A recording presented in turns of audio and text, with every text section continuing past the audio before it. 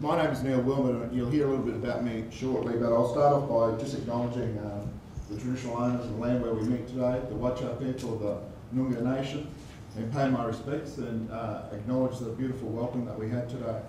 I'm an Aboriginal man from far north Queensland. I've come onto your land, and it's not my country, and I'm paying my respects. It's interesting when I travel around the country and I hear people talk, and the welcome to country, as Arcia said, is a really beautiful piece to see. It's part of our culture that we need to keep alive, where we have our people talking in front of other people who may not normally hear it. So I love hearing it. I'd also like to acknowledge the university for inviting me across, Paul and Phil and others from the business school, and also people who are sitting here today. There's a reason why you're in this room, and it's not just to hear from me, but it's to hear from a suite of speakers that you're going to get an opportunity to learn from over the next couple of days. I pay my respects also to the Aboriginal and Torres Strait business owners who are in this room today. Your journey is like many of ours. It's hard at times, but I'm glad that you're here, and I'm hoping that I can share some stuff with you.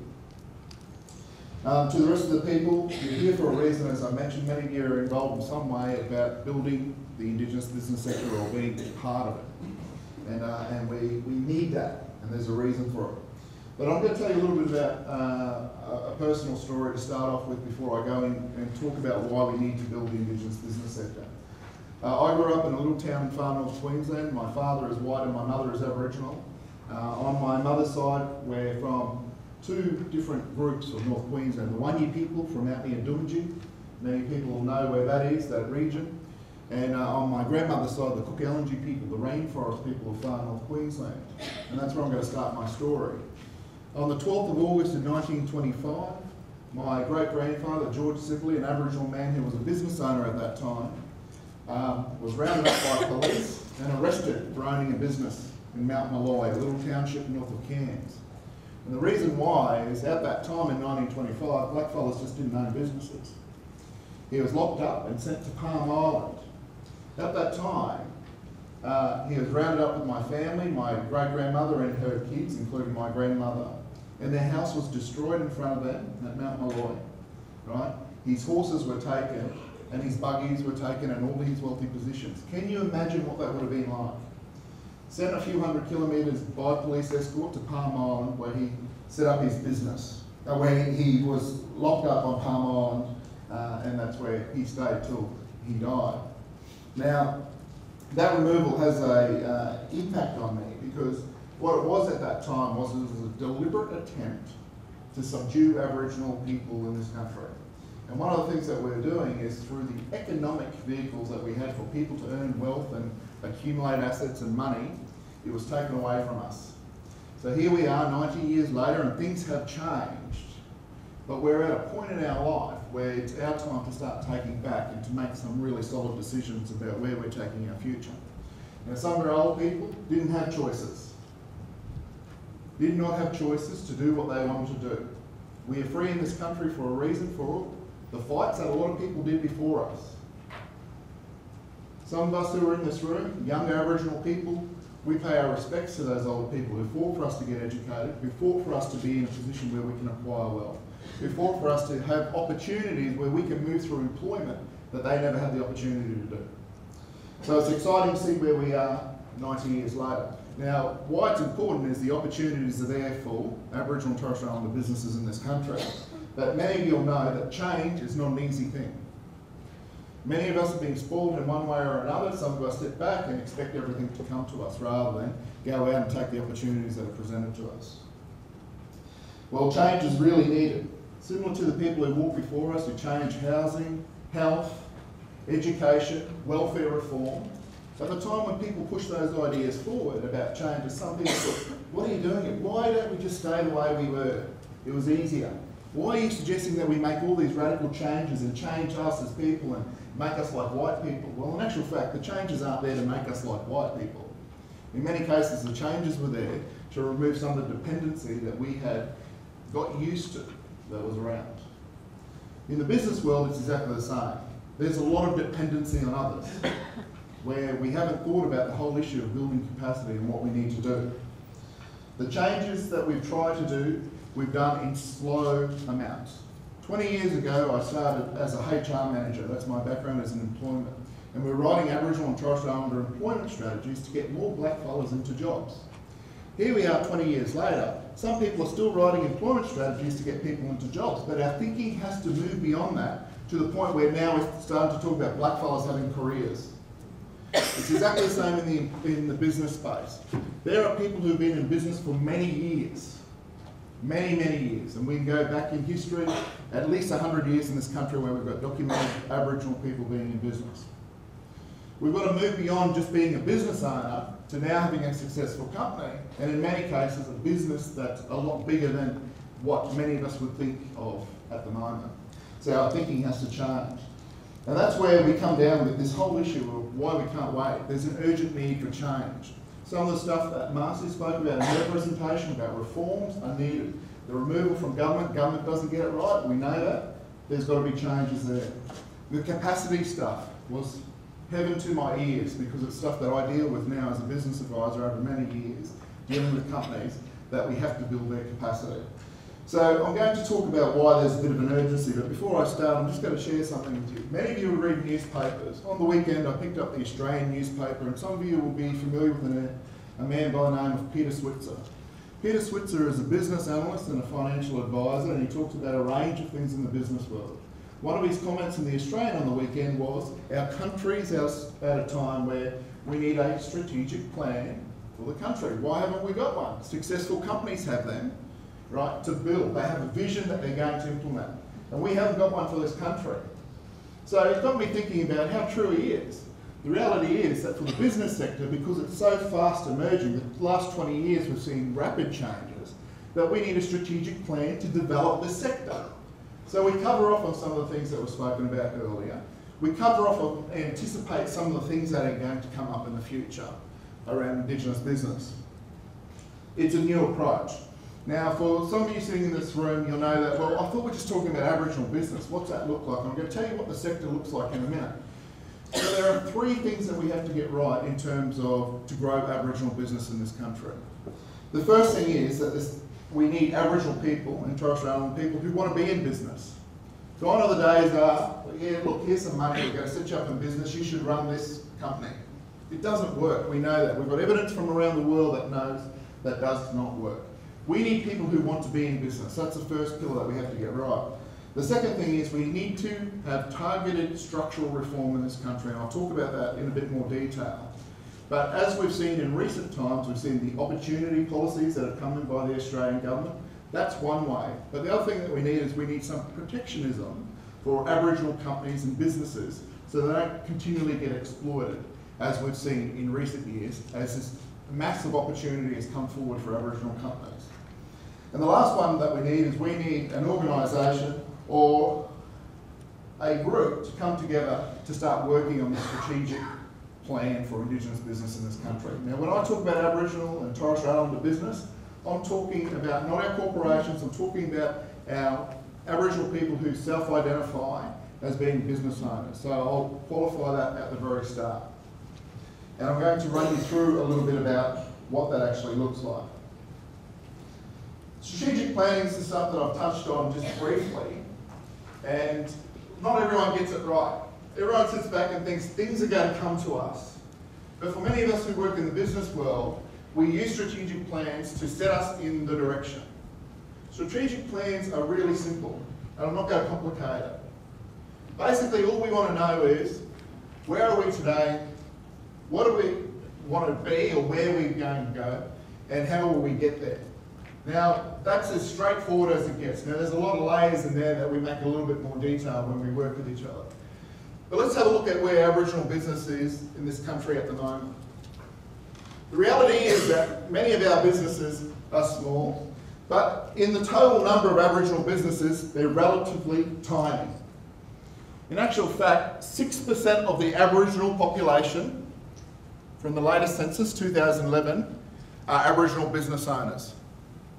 Compared to the same information we use, people who self-identify in census data, non-Indigenous people, at 17%.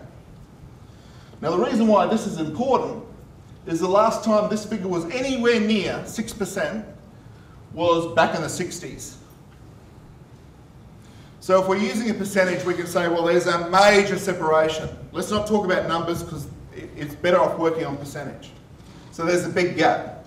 When we talk about closing the gap on employment and everything else, we don't talk about closing the gap on business. When are we going to see more Aboriginal businesses? Now, I don't want to stand here and say we've got to see more, because the problem that we have is then we overinflate it and we go, oh, we've got to have 20,000 new businesses to each reach 17%. That's not going to happen. But what we could do is develop businesses that are more sustainable, successful, capable, that will make an enormous difference in this country. Okay. This is what business looks like at the moment. In 2011, Aboriginal businesses, people who self-identified on census data as owning their own business, came in at 8,900 businesses, relatively small. It's an increase on the numbers that we saw here, 6,800, and part of that is because our census data is better. The information that we collected from the last census is much better. We had more people, field officers and others out there. The second thing that skews these figures is we had more people, and broadly about 20% of the population come out, and there was an increase in Aboriginal population. The thing why I don't concentrate too many on the total numbers is that is 6%, that is 6%, and this was about 5.4%. So in actual fact, we haven't seen much. Where are we today? Well, in actual fact, there's limited business growth. So while people think it's an enormous amount of growth over the last 20 years, yes it is. But in relative terms, in the last 10 years, we haven't seen a great deal in this country change. The second thing that we know is majority of Aboriginal and Torres Strait Islander businesses are in major cities. If I threw up a map of Australia on there, you would see these big balloons in capital cities. Why? Because a lot of people have opportunities to gain education, access to other people who've got business skills, etc., etc. The real challenge for us is how do we change some of the remote numbers? Now, some of the suggestions around the resource companies being close by, forming some partnerships, other things like that do work, we know that. But at the moment, this is where we are today. The majority of our businesses are in cities. Our businesses are small, and this is where the problems come because we don't look at it from a science point of view. If I'm a procurement officer and I'm going to procure the goods and services of a company, I want to make sure that company has got the potential to scale up. For a long time, our businesses were here. 60%, over 60% had no employees, so we knew they were small, mum and dad sort of operators. That has changed in the last 5 years, where now we have more businesses employing people, and it's extremely important, and I'll show you why shortly. The other thing is, some of our businesses have been on the government welfare crutch. Please, can you help me? I want to set up a business. Well, hang on, how does everyone else set up a business? Now, I've got no problems with government propping up capacity building and building the skills and the development of people to run companies, but there might be some other issues that come into play when we start giving money to people to set up a business and they're not people who want to be in business. The other thing that we have is businesses, as many of you who own businesses know that over a period of time, revenues change. Okay, it doesn't happen just like today. I'm going to start a company today and tomorrow I'm going to land that $1 million contract. What happens is that a lot of our policy focus up here has been on let's establish businesses, as opposed to all the behind the scenes stuff, which is extremely important. So now when I travel around the country, I'm meeting companies that all they do is build capacity of businesses. They're business advisors, they're going in, they're doing contracts for big mining companies and others, because we forgot to focus on building capacity. The risk at the moment is there's a lot of people who are sitting in this room, who over a period of time have developed and promoted the idea of companies buying goods and services off Aboriginal companies. What have we got in this country at the moment? We've got this hunger. I want to do it. I'm from the government, I'm from corporate, I want to buy goods and services off you. But the reality is that that goodwill will disappear as they continually come back and say, you know what, we couldn't find an Aboriginal business to do that. The businesses are too small, they couldn't scale up, they weren't value for money, they didn't operate in our region. Poor data collections continually impede some of our research. We need quality data collections. Around the world, we've got, in Canada, we've got the annual business survey, which is the Aboriginal business survey, run by their peak body, similar to our Bureau of Statistics, that collect information, that analyse it. That's how we should be making our decisions. And historically, training has missed the target. So we talk about a number of things, but in particular, availability, appropriateness, and accessibility. There's absolutely no use in putting a training program that's based over here, where people haven't got time to go to it. The layout, it's too long, people can't get to it. It's too far away, I've got family responsibilities. We need to rethink our training and what we're delivering. Okay. Now there'll be some people in here who'll feel uncomfortable sitting in their seats and thinking, oh, can't believe he's put this slide in. The reality is that we know this. There is an increasing amount of exploitation of Aboriginal companies here. And it happens two ways. One is we have fronts in this country that identify themselves as an Aboriginal company, give themselves an Aboriginal name, employ Aboriginal staff, and then they go out actively seeking contracts that are set aside for Aboriginal companies. That's the first way. The second way that we see it is we have companies who partner with Aboriginal companies to win a contract, then to later on give them the flick. Sorry, you weren't quite what I was after. After they've won the contract. Overseas, that doesn't happen because we've put laws in place to prevent it. Okay, so look, that's a bit of a summary of where we are at the moment. So I'm a bit sick of talking about where we are because we have people who tell it that way all the time. We need to have people around talking about how it could be. What could we do? What could the Indigenous business sector look like? It's relatively small at the moment, but what do we have to do? Well, there's a couple of things. One is we know we've got to improve our data collection so we have more reliable information that we can make informed decisions, both policy and from an education point of view, about what's needed. Goodwill we want to remain. We don't want that going anywhere. We want people to believe in Aboriginal companies. What we've got to bring to the party is we've got to step up and make sure that our businesses can do the work and win contracts. Forming strategic business alliances are different than exploitation. What I'm talking about there is we need companies that are willing to partner with others to build in where they may have gaps. We've seen it work around the world very, very well. All right, greater access to credit. People don't want to talk about this, but for a lot of companies in mainstream Australia, there's a number of sources. Access to credit often comes from banks, family members, etc., etc. People who may be able to loan you some money. Okay, if you're in the bigger end of town where you've got a business that's trading for a while, then you might get investors who want to come on board. Aboriginal people have historically sought to access credit that has come from organisations. IBA is one, which is okay because it's a loan, they have to repay it. But in some parts, this is where governments let us down, is they've provided funding. That's not the credit that we want. We want people to be able to go and be able to obtain credit. Now, in the role that I do, I have people come up and say, Neil, you know, these banks are racist. I said, are they? Why is that? Oh, they don't want to give me money? Oh, really? Yep, because I'm Aboriginal. I said, oh, okay. How do they know that you're an Aboriginal person? Because your name may not look Aboriginal. Oh. So then we've got to weed out what's the truth here. Is it that you've got a bad credit rating and you can't secure money for a loan? Is that the reality? It's those sort of things. So we've got to work out what's the truth in some of this. Okay, targeted business education we've spoken about. You know, the reality is our mob already employ a lot of people. Okay? Of those businesses that we had up a couple of slides back, we are now into the space where over 50% of people are employing others. Of that group, we have 4% who employ 20 people or more.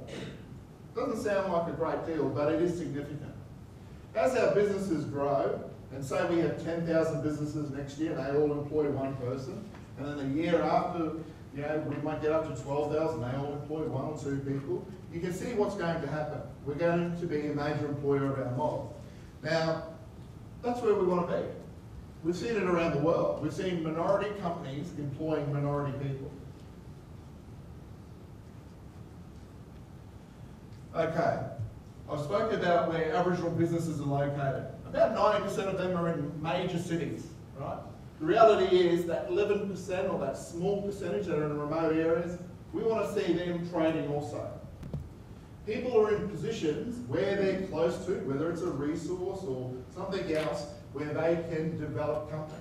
One of the things that we know that make companies more successful than others is technology. Technology has changed phenomenally. The work that I do as a workforce planner, when I travel around talking to companies about designing workforces, has changed from what it used to be when we used to use an old modelling system. With technology, it's phenomenal now. With technology also comes access to online products that we can use, a whole range of things. We've seen it with art gangs now having online companies that are being set up. So we know that's extremely important. Improve remote, have improved business growth. We want to see that grow, and it's going to grow. What we've got now is what we call the knowledge nation coming through, and that'll account partly for some of our increase in figures in recent years.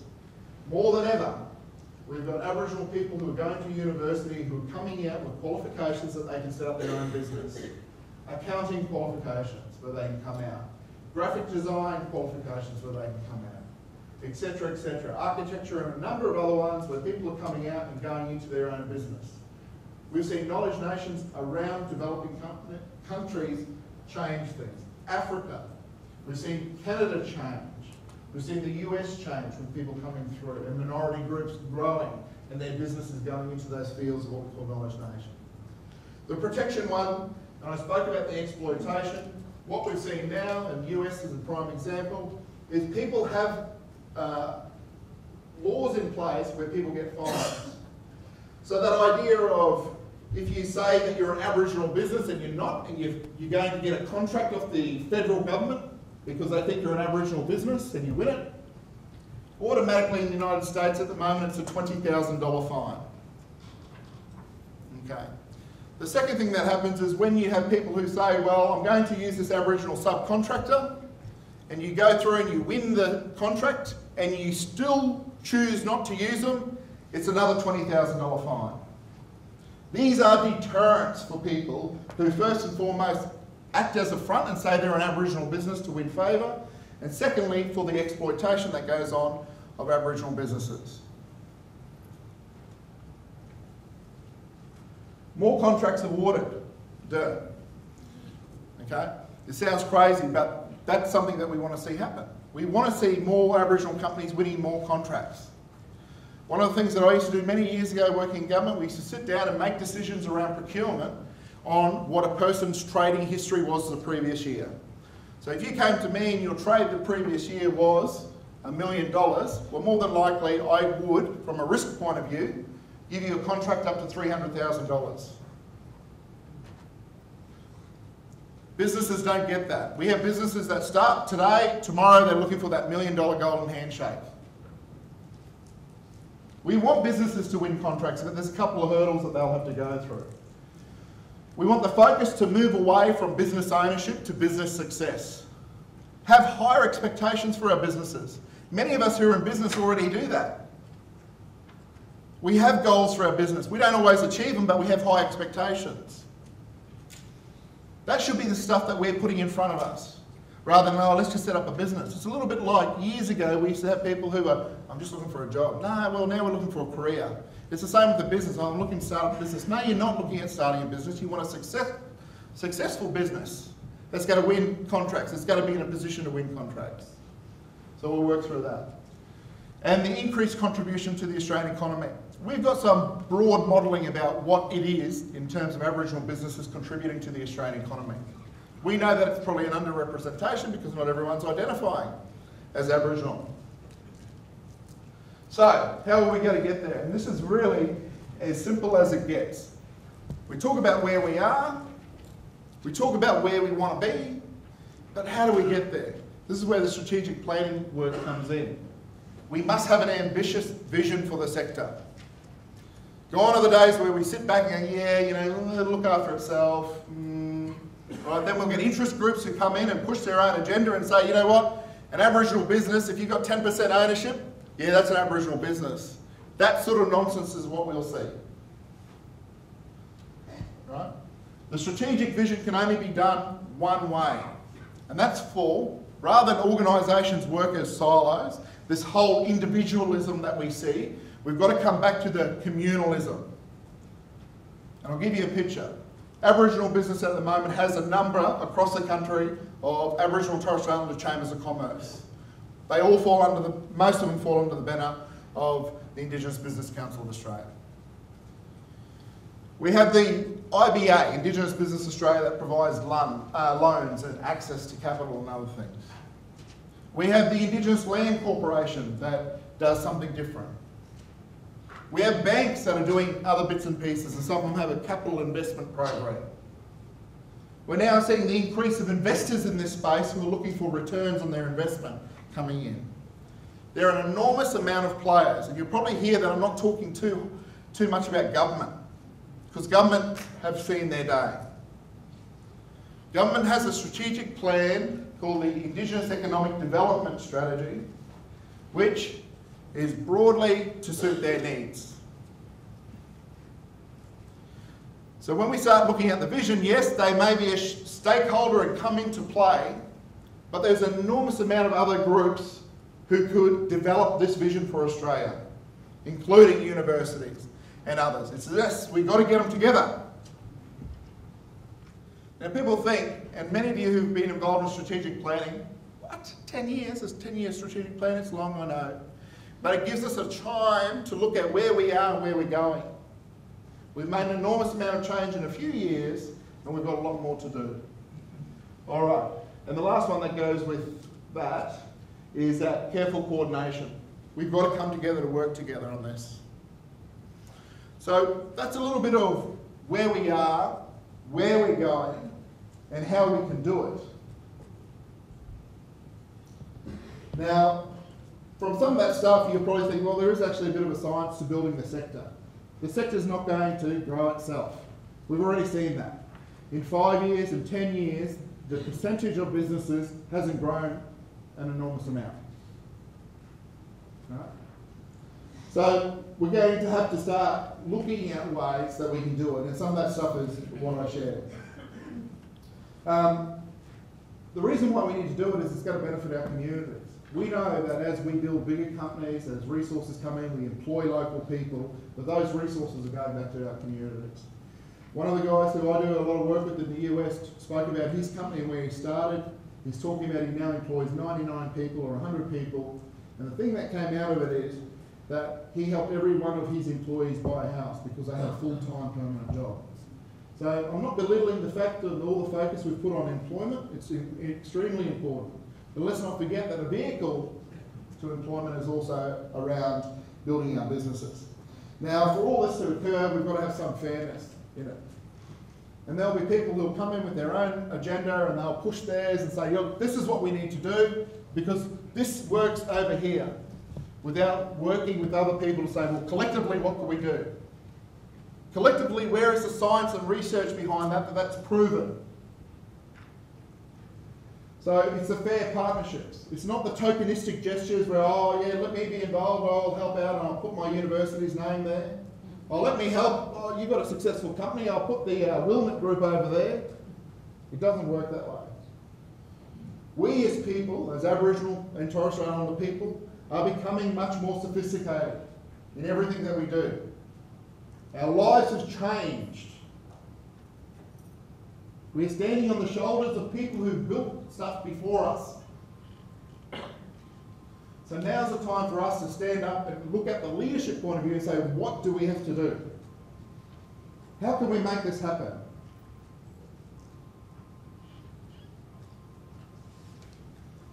All right, that's a little bit about me. I just want to close by just saying that across the country there are Aboriginal and Torres Strait Islander businesses who want to make a change, and they're leading it. We're going to get to a position as we are starting to see a little bit with education where we're at a tipping point, where people are seeing there are now a lot of people doing Year 12. There are a lot of people going on to university. I know it's broad to generalise, but I'm saying that we are seeing things change a bit. We're going to get to the point where we have so many Aboriginal and Torres Strait Islander businesses that people are going to say, oh, my mum and dad were a business owner. Oh, my brother, he's got a business. To the point where we get a tipping point where people are going to want to be in it because they've seen the rewards that come with business. They know the realities. We've invested all the energy in the back of house stuff where we're building capacity, making access to contracts, putting in some legal protections so people don't get rorted, where it'll be an exciting time for people and they'll see business as something that's extremely important to them. I'd just like to close by just thanking you for your time and letting you know that that presentation and also my speech will be available online later. But we are at an important time in history where this is a chance for us now to develop the sector as opposed to let it just fizzle along, do its thing, whatever. So thank you for your time.